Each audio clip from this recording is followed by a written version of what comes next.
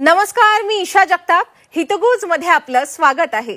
या कार्यक्रमाद्वारे आपण विविध आजारांची ओळख करून घेतो, त्यांच्या निदानाविषयी, उपचाराविषयी सखोल माहिती मिळवतो. आजचा विषयही अतिशय महत्त्वाचा आहे. विषयाचं नाव आहे AVN, विना ऑपरेशन उपचार आयुर्वेदाद्वारे. AVN म्हणजे काय पाहूया. AVN म्हणजेच एव्हॅस्क्युलर नेक्रोसिस. याचाच अर्थ आपल्या शरीरातील हाडांना जेव्हा रक्त पुरवठा होत नाही तेव्हा हा आजार होतो. कदाचित आपण या आजाराचं नाव आजवर ऐकलं नसेल, पण सध्या तरुणांपासून ज्येष्ठ नागरिकांपर्यंत सर्वांसाठी तो धोकादायक ठरतोय. जे गंभीर आहे त्यावर उपचार करणं शक्य आहे का, शस्त्रक्रिया टाळणं शक्य आहे का, याबाबत आज आपण माहिती जाणून घेणार आहोत. त्यासाठी आज आपल्यासोबत इथे या ठिकाणी उपस्थित आहेत महाराष्ट्रातील सुप्रसिद्ध आयुर्वेद वाचस्पती, संशोधक आणि गंगाई हॉस्पिटलचे संस्थापक डॉक्टर पंढरी उत्तमराव इंगळे. नमस्कार सर, कार्यक्रमात आपलं स्वागत आहे. नमस्कार. डॉक्टर पंढरी इंगळे हे द्रव्यगुण विज्ञान या विषयात MD आहेत. तसंच आयुर्वेद वाचस्पती असून त्यांनी PhD सुद्धा, ते सध्या PhDचा अभ्यास ते करत आहेत. त्यांना या क्षेत्रात आतापर्यंत तब्बल 13 वर्षांचा सखोल अनुभव आहे. त्यांचे 15हून अधिक राष्ट्रीय आणि आंतरराष्ट्रीय संशोधन लेख प्रसिद्ध झालेले आहेत. त्याचबरोबर national health care and wellness award 2024, young research of the year 2022, Ayush global award 2023, Vidarbha गौरव पुरस्कार 2022, नॅशनल आयकॉन अवॉर्ड 2025, राज्यस्तरीय बहुजन रत्न पुरस्कार, कोरोना वॉरियर अवॉर्ड अशा विविध उल्लेखनीय पुरस्कारांनी आजवर त्यांना सन्मानित करण्यात आलेलं आहे.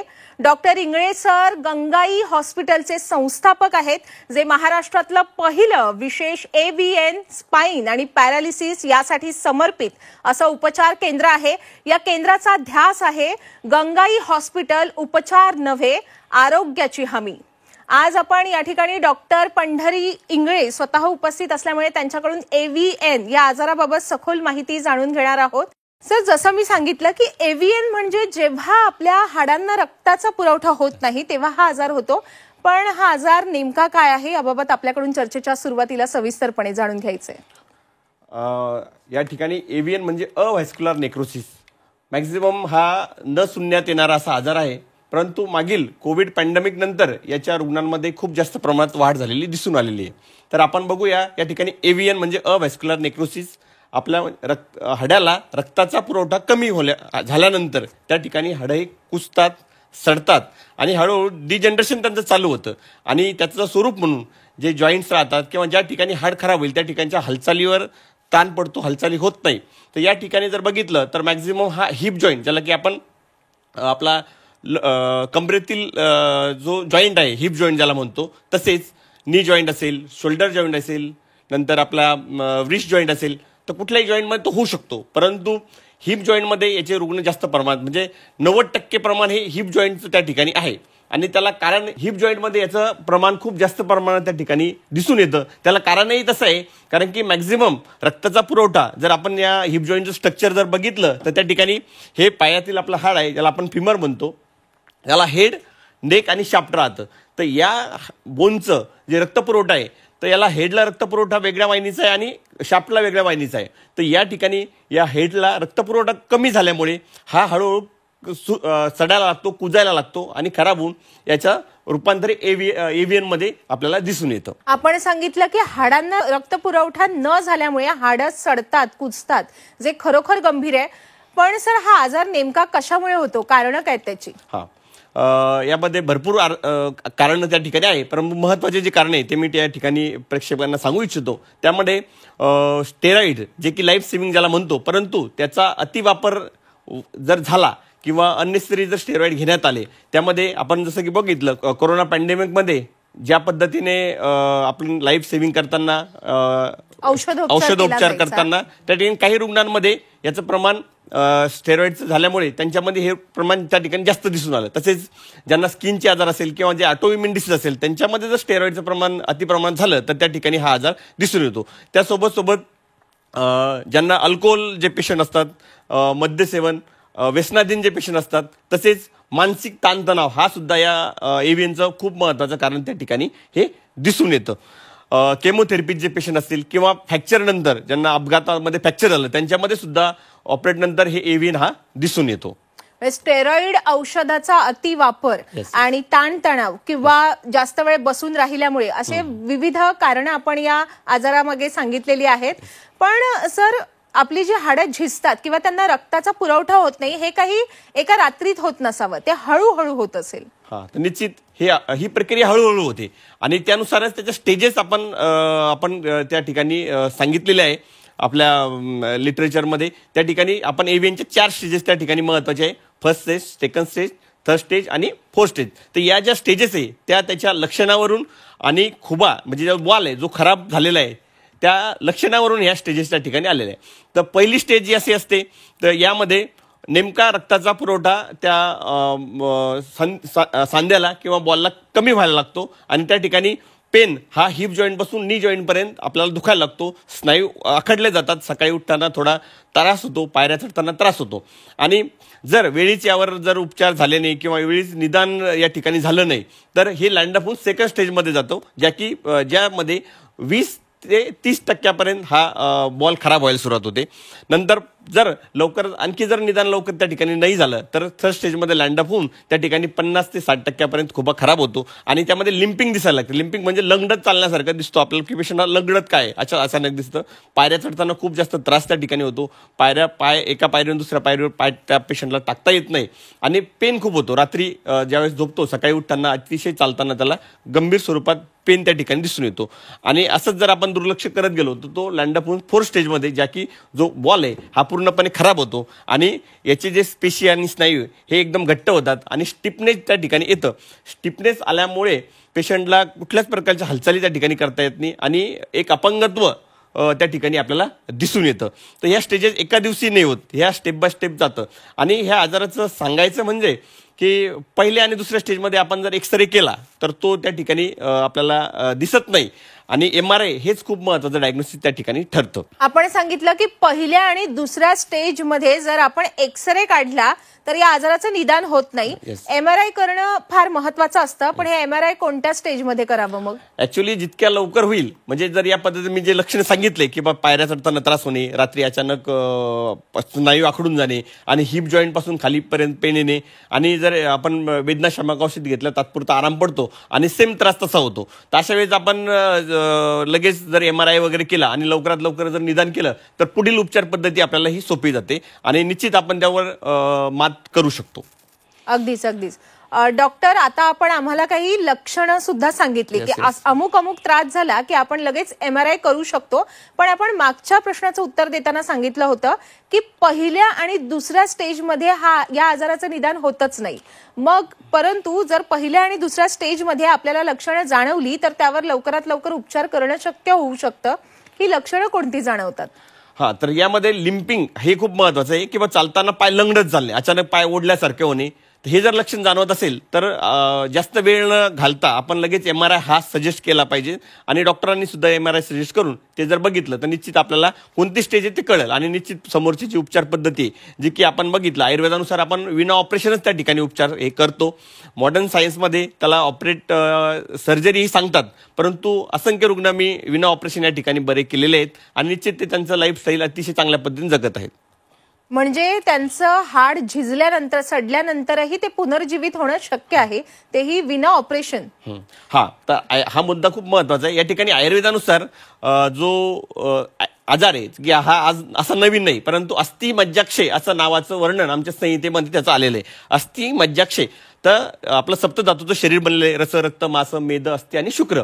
तर त्यामध्ये रक्ताचा तसेच अस्थि धातूचा आणि मज्जा धातूचा ज्या ठिकाणी जर दुष्टी झाली आणि त्यामध्ये दुष्टीचं कारण जर वात असेल तर त्यामध्ये निश्चित हा आजार हा दिसून येतो. त्याला अस्थि मज्जाक्षय असं म्हटलेलं आहे.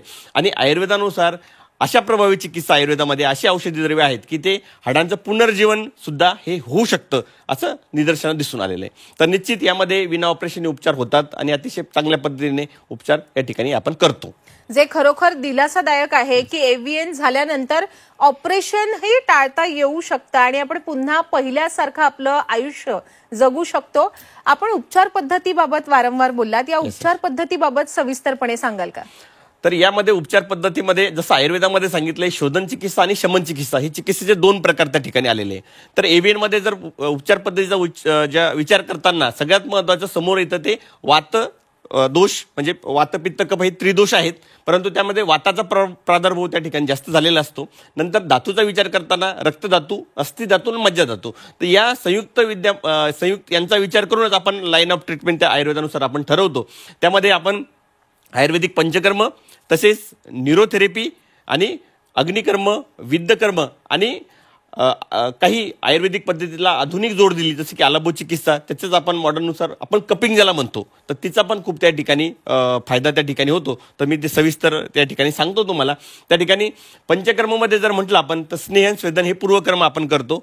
तर ज्यामुळे पूर्ण शरीर या ठिकाणी जो वाददोष आहे त्याला आपण शमन करण्याचं काम त्या ठिकाणी करतो. नंतर बस्ती चिकित्सा जी की अर्धी चिकित्सा आयुर्वेदानुसार सांगितलेली आहे, तर बस्तीचा खूप चांगला इफेक्ट त्या हाडाचं पुनर्जीवन किंवा हाडाच्या हालचाली करण्यासाठी होतो, वाताचा कंट्रोल, वाताचा बॅलन्स करण्यासाठी त्या ठिकाणी होतो. त्यामध्ये आपण वंशन बस्ती जे की हिप जॉईंटला आपण त्या ठिकाणी तेल पाजतो आणि तिथले जे स्नायू कडक झालेले ते नरम होण्यास त्या ठिकाणी काम होतो. नंतर न्यूरोथेरपी की आपण स्पाईनवर करतो, की स्पाईन जो आहे मज्जातंत्र नर्वस सिस्टीम ज्याला म्हणतो आणि नर्वस सिस्टीमशी संबंधित आजार असल्यामुळे या ठिकाणी आपण स्पाईनवर विशिष्ट पद्धतीने दाब देऊन त्या ठिकाणी रक्तपुरवठा कसा वाढेल आणि हाडं कसे पुनर्जीवित होईल या पद्धतीने आपण समोर जातो. सोबत आपण नस्य चिकित्सा, शिरोधारा किंवा शिरोपिचू, कारण की मी अगोदरच बोललो होतो की स्ट्रेस फॅक्टर हा या आजारामध्ये खूप महत्त्वाचा आहे. तर शिरोधारा सुद्धा या आजारावर खूप चांगल्या पद्धतीनं निश्चित रुग्णांना हार्मोनल बॅलन्स होऊन आणि नर्वस सिस्टीमचं कार्य वाढवून रक्तपुरवठा त्या ठिकाणी वाढवण्याचं काम त्या ठिकाणी करतो. समोर आल्यानंतर आपण न्यूरोथेरपी मी सांगितली. नंतर आपण फायर कपिंग ज्याला म्हणतो, हॉट कपिंग, नंतर ड्राय कपिंग, तर यांचं सर्वांचं काम ब्लड सर्क्युलेशन तिथे कसे वाढेल या पद्धतीने सगळं त्या ठिकाणी काम करतो. तसेच मर्म चिकित्सा त्या ठिकाणी आलेली. मर्म म्हणजे शरीरामध्ये मर्म शरीर जे आहे की मर्म काही पॉईंट आहे शरीरात की जे ट्रिगर झाले असता सर्व शरीर ॲक्टिव्ह होतं, इम्युनिटी चांगली होते आणि त्या आजाराशी लढण्याचं स्वतः शरीर लढण्याचं सामर्थ्य त्या ठिकाणी निर्माण होतं. तर मर्म चिकित्सा. नंतर इन्व्हर्ट ट्रॅक्शन हे खूप महत्त्वाचं. इन्व्हर्ट ट्रॅक्शन म्हणजे त्या ठिकाणी आपण एक विशिष्ट पद्धतीने त्याला उलटं लटकण्याचं विपरीत करणे चिकित्सा आयुर्वेदामध्ये सांगितली, संहितामध्ये वर्णन आहे विपरीत करणे चिकित्सा, की ह्यामध्ये आपण जर बघितलं हा बॉल असा फिक्स झालेला राहतो हिप जॉईंटमध्ये आणि याला जर आपण रक्तपुरवठा कमी होतो, पण याला जर आपण विपरीत म्हणजे उलटं जर आपण लटकण्याचा व्यायाम केला किंवा इन्व्हर्ट ट्रॅक्शन ज्याला म्हणतो, तर त्यांना निश्चित या ठिकाणी स्पेस डेव्हलप होती आणि त्या ठिकाणी रक्तपुरवठा होऊन निश्चित रिजनरेशनचं काम त्या ठिकाणी होण्यास त्या ठिकाणी सुरुवात होते. त्यानंतर लीच थेरपी जे की जलोका अवचरण ज्याला म्हणतो, ते की ऑल ओव्हर वर्ल्डमध्ये तिला खूप चांगली प्रचलित चिकित्सा आहे लीच थेरपी.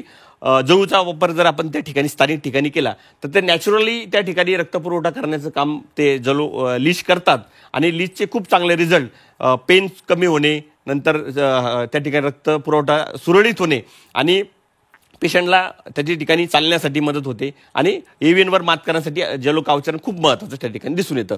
नंतर रक्तमोक्षण सुद्धा त्या ठिकाणी आपण करतो. अग्निकर्म जे की पेनमध्ये खूप इम्पॉर्टंट रोल. AVNच्या रुग्णांना खूप भयंकर वेदना येते. सकाळी उठल्यानंतर ज्यावेळी चालायचा प्रयत्न तो रुग्ण करतो तर चालताना खूप भयंकर त्रास होतो किंवा थोडं जरी चाललं तरी त्याला बसावं लागतं. अशा वेळेस पेन खूप वाढतो. अशा वेळेस अग्निकर्म ही खूप म्हणजे एकदम प्रभावी चिकित्सा त्या ठिकाणी दिसून येते. विद्धकर्म सुद्धा आपण त्या ठिकाणी करतो. तर मी एक संयुक्त पद्धतीनं त्या ठिकाणी आपण युक्तिप्रमाण जे आयुर्वेदाचं म्हणतो आपण ते आपण एक 360 डिग्री अँगलनं विचार करून हिप जॉईंटवर आपण कशा पद्धतीने रक्तपुरवठा होईल या पद्धतीने चिकित्साही डेव्हलप केलेली आहे. त्याला आपण AVN थेरपी असं म्हणतो. डॉक्टर, आपण आम्हाला आता जी माहिती दिली त्यानुसार असं लक्षात येते की ही सगळी उपचार पद्धती दीर्घकालीन असायला हवी. मग एखाद्या रुग्णाला पूर्ण बरं होण्यासाठी त्याचं हाड पूर्णपणे भरून निघण्यासाठी साधारण किती वर्षांचा किंवा किती महिन्यांचा कालावधी लोटतो? यामध्ये सगळ्यात महत्त्वाचा चिकित्सेचा उद्देश तो की त्या ठिकाणी रक्तपुरवठा चांगला होणे आणि त्याच्या हालचाली वापस येणे हे खूप महत्त्वाचं असतं. आता मॉडर्न सायन्सनुसार फक्त त्यावर आपण सर्जरीज हा एक लास्ट उपाय त्या ठिकाणी सांगतात, परंतु आपण आयुर्वेदानुसार जर प्रॉपर पद्धतीने जसं की आपण 7 डेज थेरपी त्या ठिकाणी देतो. 7 दिवस आपण आपल्या रुग्णालयामध्ये भरती ठेवून पेशंटला सर्व पद्धतीने उपचार हे देतो. पंचकर्म, न्यूरोथेरपी, अग्निकर्म, विद्धकर्म, विशिष्ट पद्धतीनं कालावधीमध्ये आपण त्याला व्यायाम, नंतर आहार, जीवनशैलीमध्ये मॉडिफिकेशन, नंतर ह्या सगळ्या गोष्टी आपण त्याला सांगून आमच्याकडे 3ऱ्या-4थ्या दिवशी पेशंट त्याच्या स्वतःच्या पायावर चालायला लागतो, जो की लिम्पिंग असेल म्हणजे स्टेजनुसार जर फर्स्ट स्टेजमध्ये आला असेल, सेकंड स्टेजमध्ये आला, थर्ड स्टेजमध्ये आला, फोर्थ स्टेजमध्ये आला असेल तर त्यानुसार त्याला लक्षणं दिसायला लागतात. जे की पहिलं टार्गेट हे असतं की वेदना कमी झाल्या पाहिजे, जो की वेदना खूप महत्वाच्या आहे. वेदना खूप भयंकर असतात, तर वेदना कमी करणं हे आमचं खूप महत्वाचं पहिलं टार्गेट असतं. नंतर त्या ठिकाणी रक्तपुरवठा कसं होईल हे महत्वाचं असतं. आणि खरोखर 7व्या 4थ्या 5व्या दिवसानंतर खूप चांगले रिझल्ट त्याला दिसायला लागतात आणि 7व्या दिवशी पेशंट त्याच्या स्वतःच्या पायावर घरी स्वतः चालायला लागतो. परंतु आपण जर विचार केला तर बोन भरून येण्याची जी प्रक्रिया आहे तिला थोडा वेळ लागतो, कारण की आयुर्वेदानुसार रस, रक्त, मांस, मेद, अस्थि, मज्जा, शुक्र या पद्धतीत धातू आहे. एका धातूवर दुसरा धातू डिपेंड राहतो आणि प्रत्येक धातूला निश्चित असा स्वरूपाचा काळ त्या ठिकाणी येऊ द्यावा लागतो. आणि अस्थिनंतर मज्जा आलेला आहे आणि बोन मॅरो आपण न्यू क्रिएशनचं त्याला वेळ लागतो. असं 1-1.5 वर्षापर्यंत ट्रीटमेंट जर प्रॉपर घेतली तर निश्चित हालचाली तर लवकर येईल, पण बोन रिजनरेशन सुद्धा आम्ही झालेले बघितलेले की रिव्हर्स ज्याला म्हणतो आपण की थर्ड स्टेजची सेकंडची फर्स्ट स्टेज असे सुद्धा आम्ही रुग्ण त्या ठिकाणी बघितलेले आणि रुग्णांना चांगल्या पद्धतीचा फायदा सुद्धा झालेला दिसून आलेला आहे. आपण सांगितलं की कमीत कमी 7 दिवसांमध्ये रुग्ण चालायला लागू शकतो, पण त्याचं एखादं हाड पूर्णपणे भरून निघण्यासाठी अर्थात वेळ लागतो, जे म्हणजे सर्वसामान्य आहे. पण कितीतरी एक कालावधी सांगा डॉक्टर. त्यामध्ये सुद्धा त्यांची प्रकृती, दोष, प्रकृती, स्थिती, तुमचा जॉब कोणतं आहे, तुम्ही IT सेक्टरमध्ये काम करता, दिवसभर बसायचं काम आहे का, किंवा हेवी वर्क करता का, परिश्रम, ड्रायव्हर लोक आहे का, तर यानुसार ते व्हॅरी होतं. परंतु 1 ते 1.5 वर्षाच्या कालावधीमध्ये बऱ्यापैकी हे लक्षणं आपले रिजनरेट बोन व्हायला सुरुवात असं दिसून आलेलं आहे. असे रिसर्च पेपर पण त्याचे आहेत. म्हणजे डॉक्टरांनी दिलेल्या माहितीनुसार विना ऑपरेशन आपण या आजारावर मात करू शकतो आणि पूर्णपणे एखादा रुग्ण हा 1 ते 1.5 वर्षांच्या कालावधीत ठणठणीत होऊ शकतो. डॉक्टर, साधारण कोणत्या वयोगटातल्या लोकांमध्ये हा आजार दिसून येतो? तर मॅक्झिमम पुरुषांमध्ये प्रमाण याचं खूप जास्त प्रमाणात आहे. त्यामध्ये सुद्धा जे हेवी वर्कर, जसं ज्यांचं बसायचं जास्त काम आहे, की IT सेक्टरचे जे तरुण असतील किंवा जे ड्रायव्हर्स लोक असतील, अतिपरिश्रम जे करत असतील, त्यांच्यामध्ये हे प्रमाण हे जास्त दिसून येतं. स्त्रियांमध्ये कमी प्रमाण आहे आणि लहान मुलांमध्ये पण आहे, पण कमी प्रमाण त्या ठिकाणी दिसून येतं. अगदीच. आपल्या प्रेक्षकांना जर डॉक्टरांकडून उपचार करून घ्यायचे असतील तर त्यांना आपल्या हॉस्पिटलविषयी माहिती असणं अत्यंत आवश्यक आहे. डॉक्टर, आपल्या हॉस्पिटलविषयी काय सांगाल? तर गंगाई हॉस्पिटल आयुर्वेदिक पंचकर्म, न्यूरोथेरपी आणि एव्हियन केअर सेंटर हे चिखली बुलढाण्यामध्ये आहे.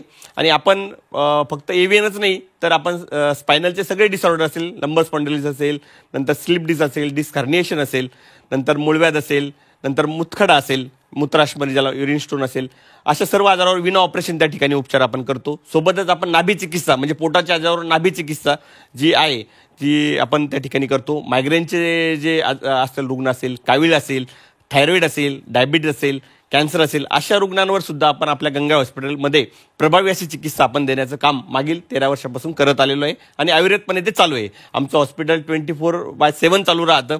मॅक्झिमम महाराष्ट्रच नव्हे तर राजस्थान, गुजरात, कर्नाटक, आंध्र प्रदेश येथील रुग्ण सुद्धा आमच्याकडे येऊन सेवाही घेतात.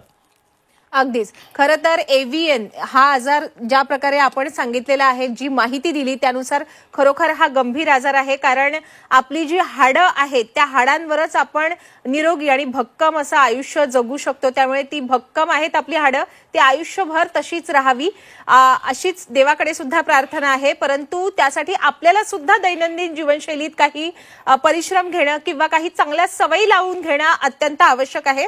डॉक्टर, थोडक्यात सांगा, एव्हीएन हा आजार होऊच नये यासाठी रुग्णांनी काय काळजी घ्यावी? ओके, तर या संदर्भात आहार, निद्रा, ब्रह्मचर्य हे त्रिस्तंभ आपण अवलंबले पाहिजे. म्हणजे आपल्या जीवनशैली बदलली पाहिजे. आपल्या जीवनशैलीचा एक प्रकृती कोणती त्यानुसार आपण आपला आहार वगैरे ठेवला पाहिजे. नंतर निश्चित स्वरूपाचा अतिव्यायाम टाळावा. जर तुम्ही स्वतः सेल्फ मेडिकेशन करत असेल, प्रोटीन पावडर वगैरे खात असेल किंवा एखादं बॉडी बनवण्यासाठी एखादं कोणतं केमिकल वगैरे खात असेल तर ते सगळं अवॉइड करायचं.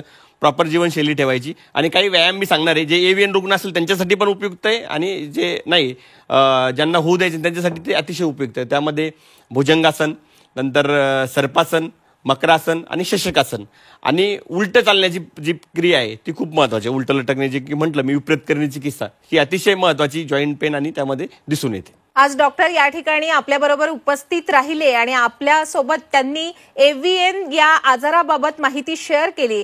हा आजार होऊ नये यासाठी काय करावं, तो झाल्यानंतर कशी काळजी घ्यावी आणि तो झाल्यानंतर घाबरून जाऊ नये, कारण विना ऑपरेशन उपचार करता येणं शक्य आहे अशी माहिती डॉक्टरांनी दिली. डॉक्टर, आज आपण वेळात वेळ काढून या ठिकाणी उपस्थित राहिलात त्याबद्दल मी आपले आभार व्यक्त करते. धन्यवाद. प्रेक्षक हो, आपल्याला डॉक्टरांकडून या विषयावर मार्गदर्शन हवं असेल, उपचार करून घ्यायचे असतील तर स्क्रीनवर दिलेल्या क्रमांकावर आपण संपर्क साधू शकता. आता वेळ झालेली आहे इथेच थांबण्याची. ताज्या घडामोडींसाठी पाहत रहा झी 24 तास.